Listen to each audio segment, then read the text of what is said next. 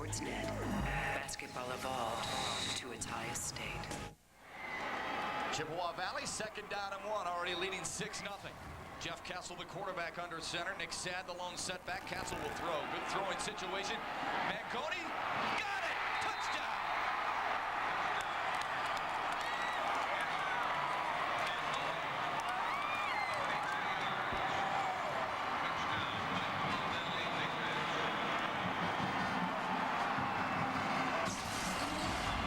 This was just straight, not even play action. They got a down the way, second and short. They run the fade route. What a well-thrown ball. Mangoni get a little bit of a push there. Get his hand out there, give him a little separation. Officials letting him play. But that is execution, Matt. What a ball. What a catch. I'll tell you what, the Big Reds are looking everything they were cracked up to being a little bit more right now. It is Mangoni's 6th touchdown, make it 7th touchdown catch of the season. They will go for 2. Double tight end set. It is Sadd. No, Castle holds on to it. Got the 2 points. Nice completion to Billy Stiles. And they're back on top 14-0 now. Castle 3 of 4 for 47 yards, including the touchdown toss. And the Big Red are up big early.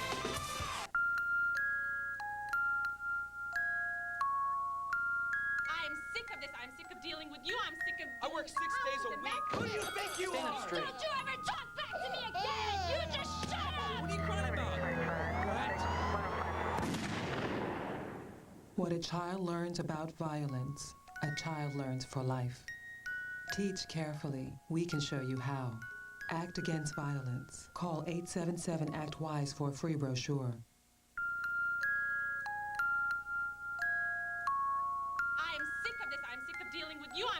I work 6 days a week.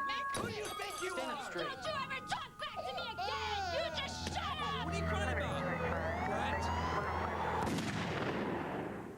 What a child learns about violence, a child learns for life. Teach carefully. We can show you how.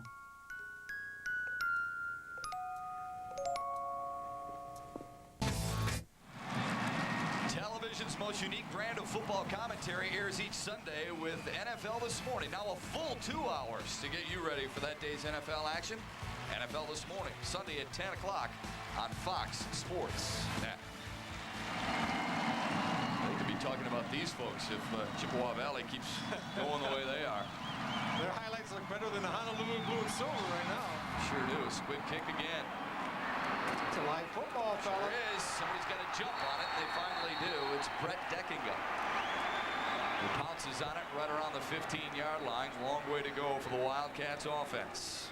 An offense that is used to putting up points. They have not scored fewer than 22 points all season long. That was back in week 3, Rob.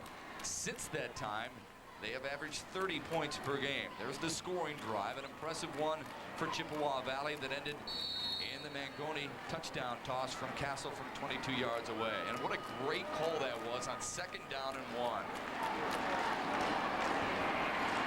Now Jeremy Lanstra and the Wildcats offense must respond. They've only garnered 2 total yards. Wow. Lanstra sacked. Eric Griffin got to him first. The 5'11", 180-pound senior. Oh, when you're playing a team with a spread offense, the way to break it down is bring pressure. Bring your linebackers off the corner. Here comes Griffin off the corner. When you do that, it puts pressure on your secondary because you usually have to play man-to-man behind it.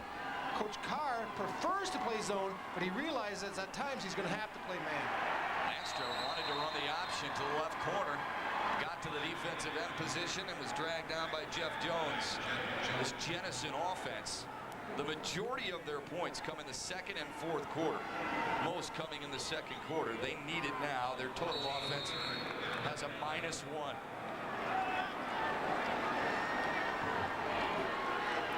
Out of the shotgun. 3rd down and 11. Pump fakes. Trouble! At the 2-yard line, they will mark Jeremy Lanstra down. Eric Griffin, for the 2nd time in 3 plays, gets to the quarterback first. Well, Griffin does a great job coming off the corner. But how about the strength? I mean, you're going to find something positive out of it. Look at Jeremy Lancer. He turns. He's going to scramble. Watch his way. He doesn't even see him. He still doesn't tackle him. That's a strong man, that quarterback. The bad part is, for Jennison, they're going in the wrong direction offensively. This is something they are not used to, Matt. This offense is used to putting big yards and big numbers up on the board. Derek Nelson, good job just to get it away. Grabbed at the 41. A sea of green on the far side. But only 34 yards away from pay dirt for Mike Carr and Chippewa Valley. Mickey York. Hey guys, the Macomb Area Conference hopes to have 2 state champions this year. Utica Eisenhower tomorrow will battle CC in the Division I final. Well, the Chips and Eagles have a pretty unique relationship. Came representing their program to our team dinner this week and presented us with a beautiful poster which had pictures of both teams showing people shaking hands, a lot of symbolic things about the respect for the 2 programs. We had sent out a huge cookie basket to them, wishing them well. And being in different divisions has really made it special. Throughout the playoffs, there's been camaraderie between the 2 programs, the communities, and everybody's just excited for each other, and we hope to both bring home state championships to Macomb County. Now Mike Carr's club This season. So that's sportsmanship for you. Back to you. Sure is, Mickey. Thanks for that report. Mike Carr's club beat Utica Eisenhower 20-14 in week 3, and Ike was ranked #1 in the state at the time. Here's Castle firing again. But he does have a nice right arm, doesn't he? He has an excellent arm, throws a nice tight spiral. Getting back to the whole sportsmanship, Coach Carr, his goal in life, he said, was to get to a small town and become the high school football coach. He said, well, you know what?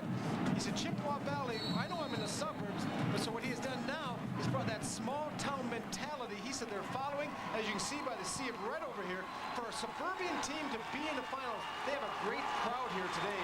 He's got that small town mentality in suburban America. 3rd down and 9. Big play here for the Jennison defense. Nick Sad makes them pay. To the 22.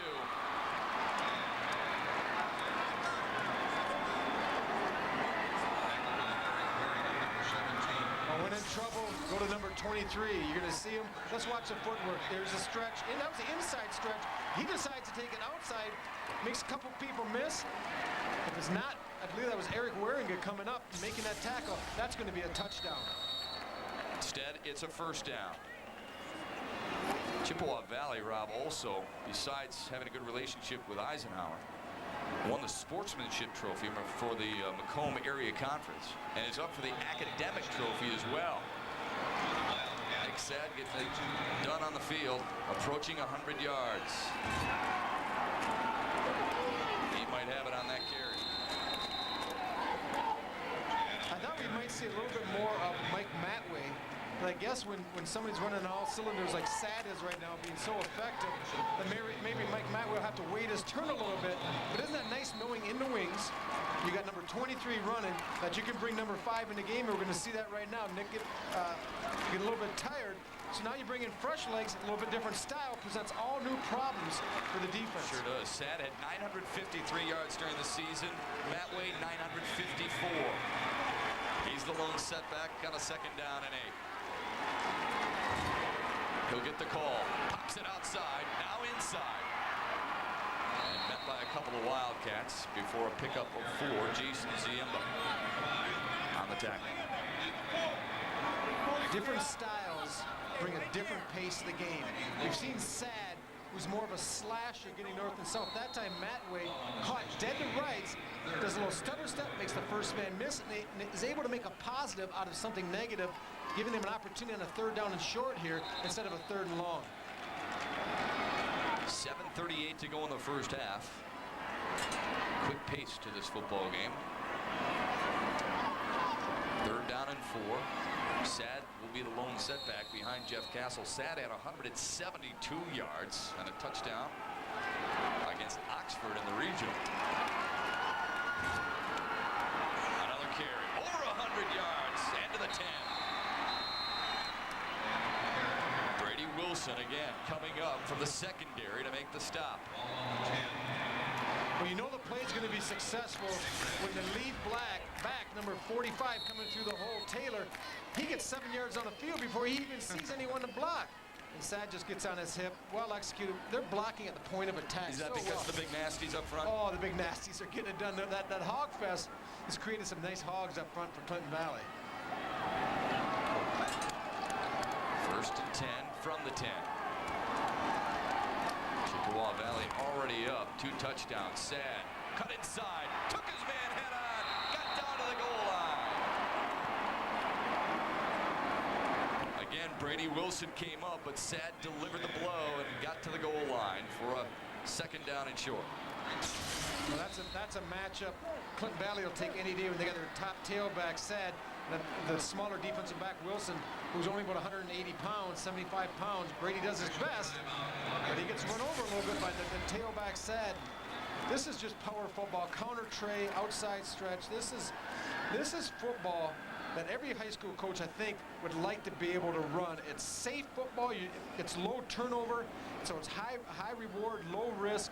But you have to have the people up front, man, as you alluded to earlier, if you're going to run this type of game. And they take pride in that offensive line play, as Mickey was pointing to earlier.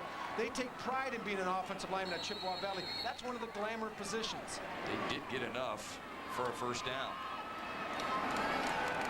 So 4 shots at it if they choose. See how many they need.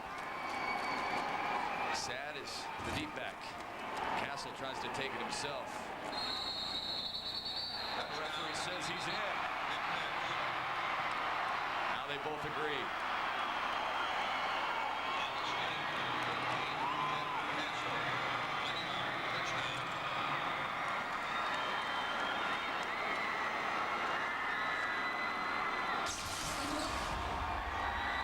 Let's see what type of movement the Big Reds get up front. Just enough. The officials right on the line on both sides. They say Castle had enough to get the ball over the plane.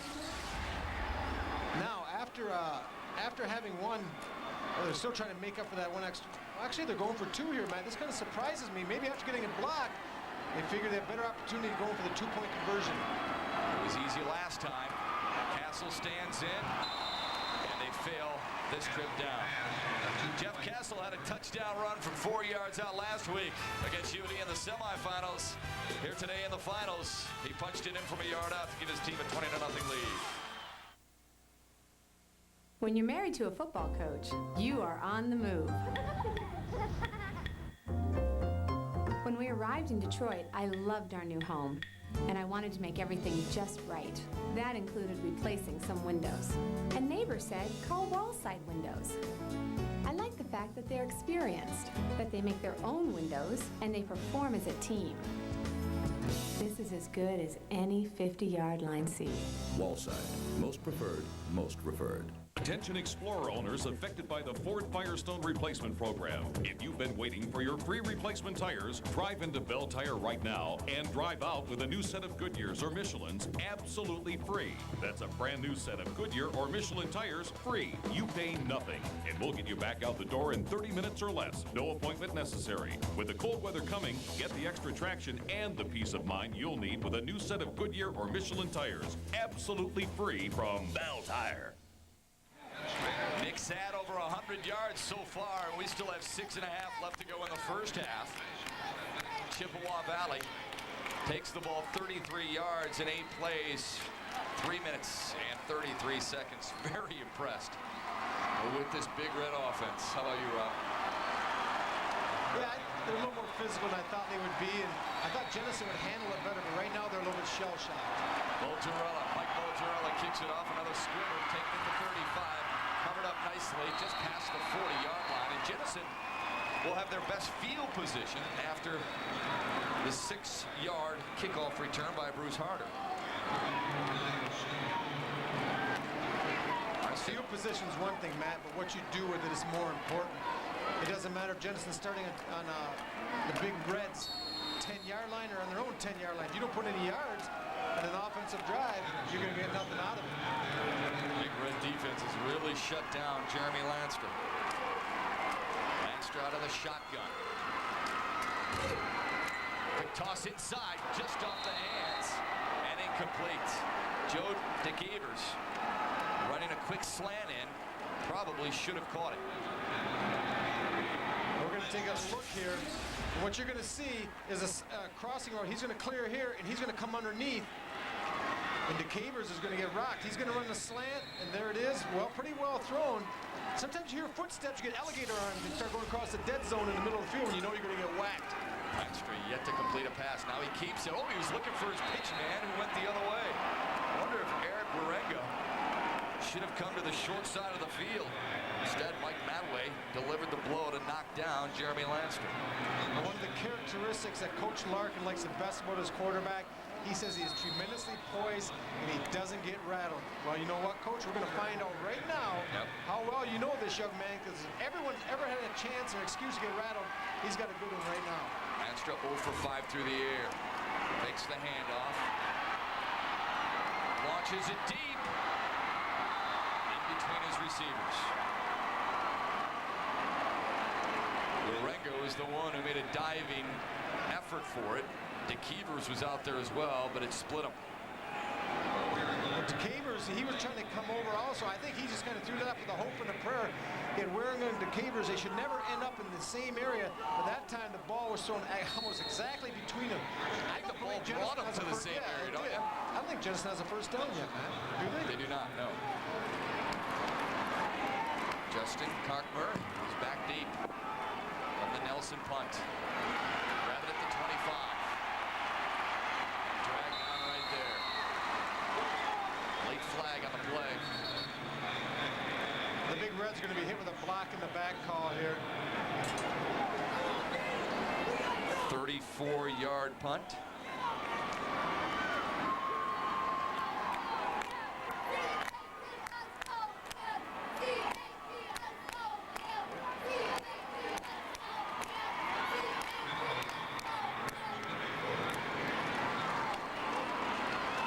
Push Chippewa Valley back a little bit.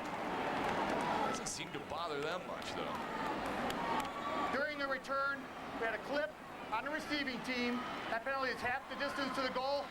First down. Now this will be the challenge for the Big Red now. The ball down at the 18-yard line, but they have moved the ball well, and a lot of it has to do with the big nasties up front. They are a tight group, and a good one, too. Eric Stevens and everybody else appreciates it. Offensive line, we're like brothers on the line. Seriously, like it's unbelievable how close we are. It's like with the Hog Fest, like Coach Carr mentioned, it's like with that we get close together. With like we get a camaraderie, and we all push each other. If someone makes a bad play or someone takes a play off, we always get back in their face, tell them don't take the next play off, forget about it. Everybody's gonna make mistakes. And we just push each other, and that's basically why I think our offense line is so good. Well, it sure works so far today in the state championship game. I haven't seen any of those big fellas take a play off yet. There's Eric Stevens checking into the ball game. Second down and 8 for his offensive unit after the Nick Sad pickup of 3, or 2 rather.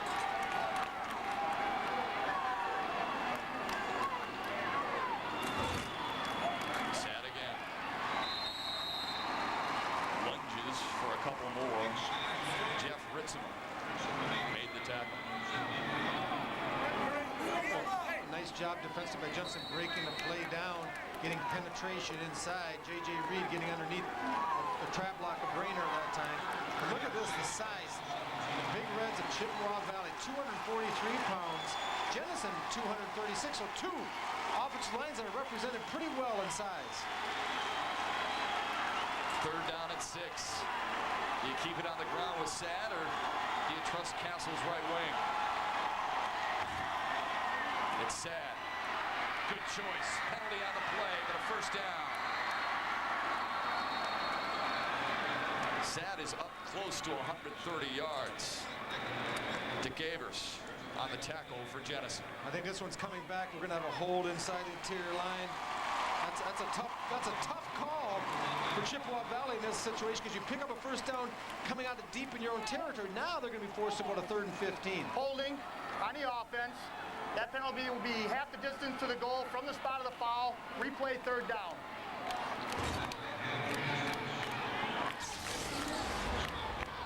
Let's watch here on the end of the line. Eric, I think it was Stevens may have got, oh yeah, he got a little tangled up that time with Bruce Harder and got his arms wrapped around him. But you know, when you run the ball up someone's back as many times as they have as Eric Stevens today, sooner or later you get caught. You're so polite. He got tangled up. You know what? He got tangled up. He wasn't. Tight ends don't hold. we just like to get to know you better. That's no bias there. Third down and 15. Ball resting on the Chip Valley 8-yard line. Sad is the lone setback. Takes it on the draw. He didn't fool anybody. Brandon Branch, the first one that didn't read it.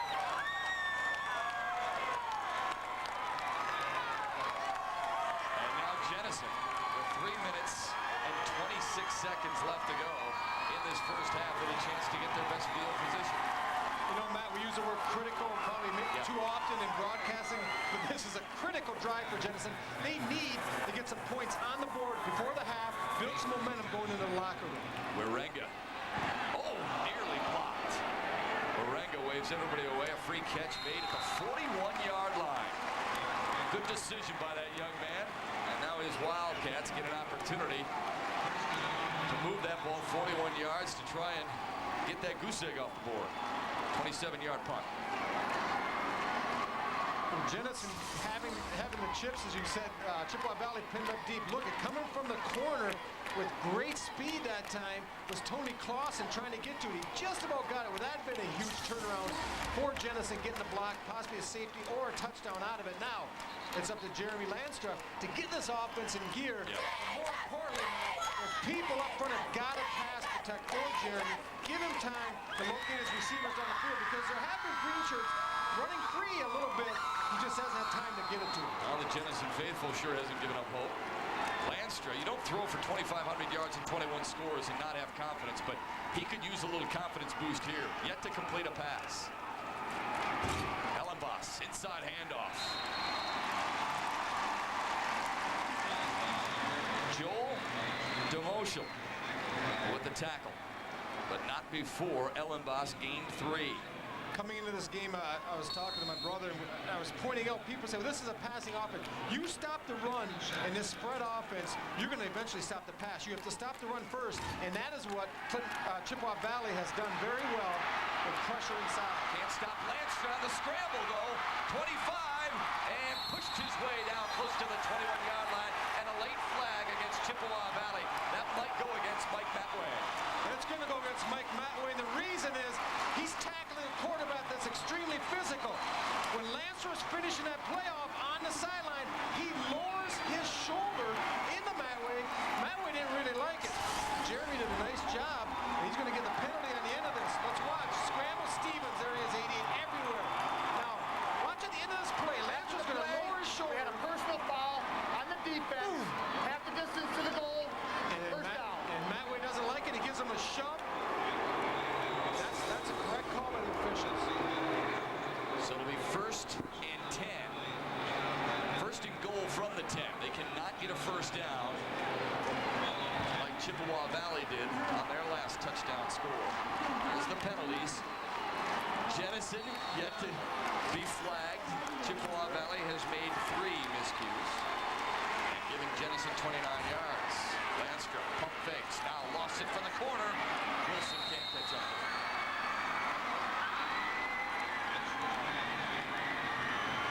We talked Coach Larkin, how he just felt his quarterback didn't get rattled. He comes out, even though nothing was there, he was able to make something happen, get a positive play, but can he finish?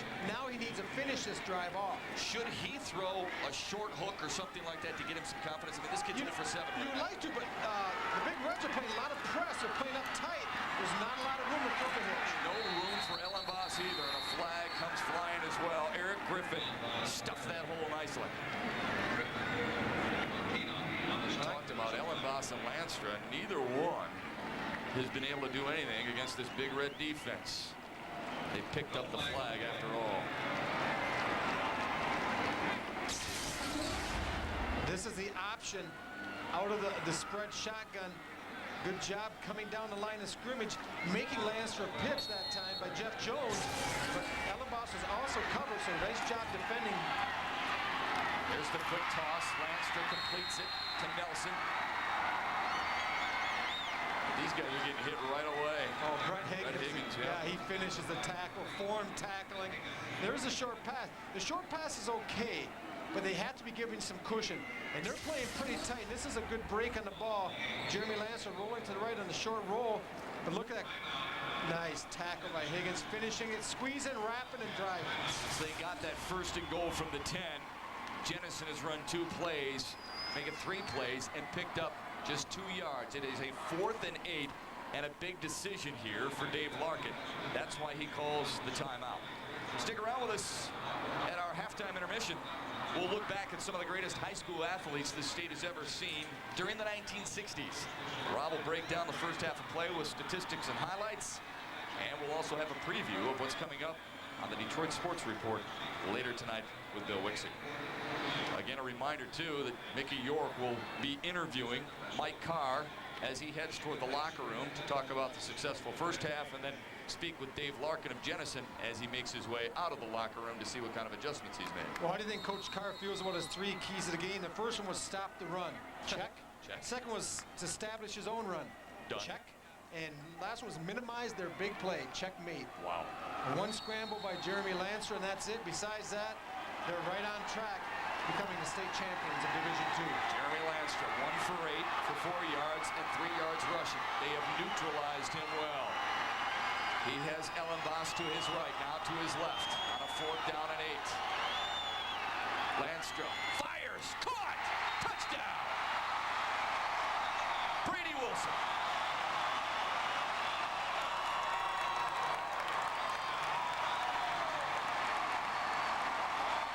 He doesn't get rattled, the big man, number 16, stepping up in the pocket, sticking that one in there. Brady Wilson in traffic, makes a big catch. Right here, Jeremy Lancer, he knows where he's going, looks off to the flat to pull the corner out. Nice job, throws the sticks in there. Brady Wilson, big catch in traffic, boosting the arm for Jennison. And they botch the extra point, but they get on the board. Landstrom with his 22nd touchdown pass of the season. Wilson with his 7th touchdown catch. Dave Larkin still trails, but his club is on the board, and that's good news for him. He is fortunate that Chippewa Valley went for 2 and didn't make it last time. Well, this game has been a struggle in special teams.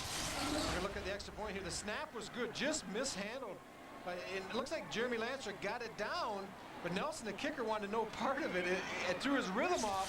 He kind of left the quarterback, Lancer, hanging there, holding the ball. I'm surprised they let Jeremy get up off the ground, because a lot of times, if you're taking a knee as a holder, if you fumble that ball, when you grab it, you're down. Now, I'm not sure if maybe he was up beforehand. But Jeff Castle. Yes. The opposing quarterback tackled him. Made sure he couldn't get up and run with it.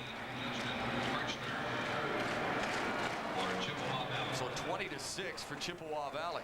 And Rob, you talked about it when the Big Red went for 2. They get 21-6, and suddenly you're forcing that team to go for 2. And convert, yes. Yeah, and convert instead. A couple of touchdowns in the 1-point conversion will work for them.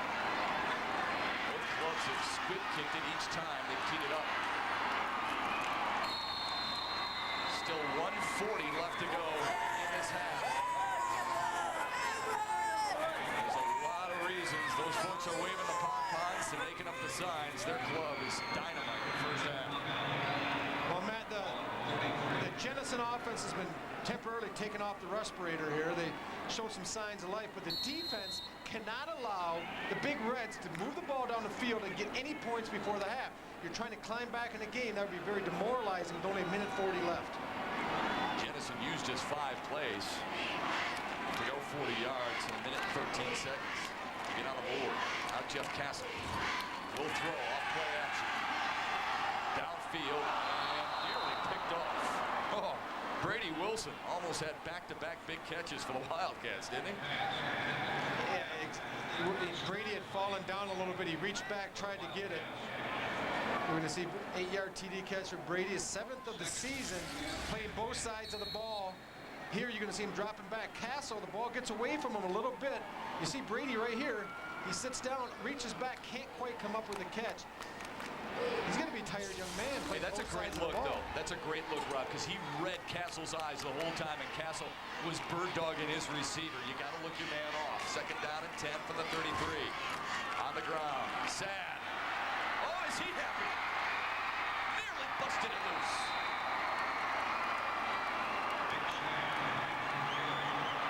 Brett Deckingham saved Jennison. A touchdown there. A 23-yard pickup. And they come out throwing on first down. They get you back on your heels, and they just run counter trade to the right side. Sad gets into the seam, shows great speed. Wilson comes up too much. Took a poor angle, came too flat. Gary Andrew had to make the play. Oh, Sad is, what did you say, is happy?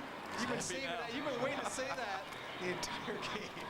Last night, you couldn't go to sleep, huh? You thought of that. The 23-yard scamper for Nick Sad, his longest of the afternoon. But look at the gaudy numbers he's thrown up at you. Wow. It's amazing statistically when you look at what's happened in this first half. And Jennison still is in the game, relatively speaking, down 20-6 now. They need to stop Chippewa Valley from putting some points on the board here, but you come out, you regroup at second half. Coach Larkin looks at what Chippewa Valley is doing defensively, their coverages. Maybe they can start moving it offensively, but that's all a moot point, Matt. If you don't stop Chippewa Valley on their offensive side. I really like, though, the decision here to call the timeout. They have 2 timeouts left. You still got nearly $1.50 to score. Maybe you get yourself in field goal position. The way you're running the football, I think it's a smart move. Lone setback is Sad. You got 3 wide receivers in there for the Big Red, and Castle will look to him. Great screen setup. Sad. Oh, what a pop there from Jason Ziemba. You can hear them all the way up here. Oh, we have some good names too. Don't we? In this game we got on defense Ziemba and Harder. You got some, J.J. Reed. These are football names they got playing out there today. Deckinga, I like that too. No huddle offense. Castle looking right side, lofting. Too far. That's the touchdown. That's when they scored on early in the game that time. They're trying to go outside, looking for the wide receiver, Tom Rabb, who was matched up man-to-man coverage with Deckinga. But Deckinga did a good job. What I like, he forces Rabb wide, but he turns and tries to locate the football while he's running. Too many people want to just look at the receiver. You have to find the ball. Shows you how durable Nick Sad is. How about this Jason Ziemba pop?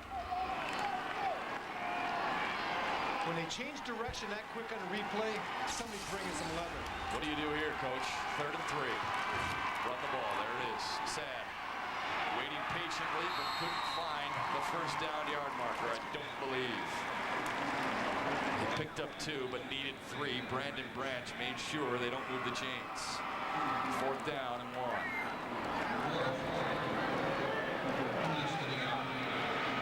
That clock is ticking away. I think Coach Carr, he's going to go for it, obviously, in this situation, but he needs to get it go for it a little bit quicker.